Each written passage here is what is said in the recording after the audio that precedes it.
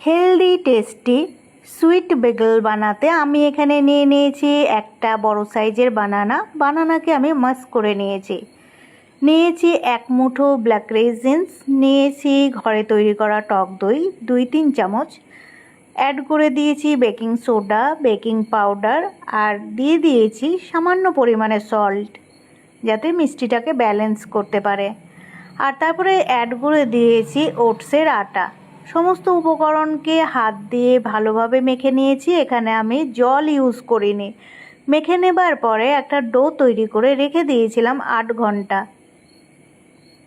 8 ঘন্টা পরে আমি এটাকে বেগেলসের শেপে গড়ে নিয়েছি আর উপর দিয়ে ঘি ব্রাশ করে দিয়েছি। এখানে আমি A2 কাউ ঘি ইউজ করেছি, একদম অর্গানিক। তারপরে মাইক্রোওয়েভে দিয়ে দিয়েছিলাম 180 ডিগ্রি তাপমাত্রায় 10 মিনিটের জন্য। 10 মিনিট পরে খুলে দেখলাম সুইট বেগেলস একদম রেডি হয়ে গেছে। এই বেগেলস আমি এনজয় করেছি আমার ফ্যামিলির সাথে মর্নিংয়ে। এখানে আমি সার্ভ করে দিয়েছিলাম লো ফ্যাট মিল্ক। এইভাবে আপনারাও ঘরে তৈরি করে নেবেন আর এনজয় করবেন আপনার ফ্যামিলির সাথে।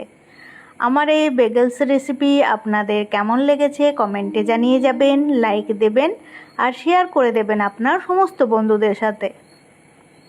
এখানে আপনারা আপনাদের পছন্দের ফ্রুটস ইউজ করতে পারবেন, আপনাদের পছন্দের ড্রাই ফ্রুটস, নাটস, সিডস এগুলো আপনারা ইউজ করতে পারবেন।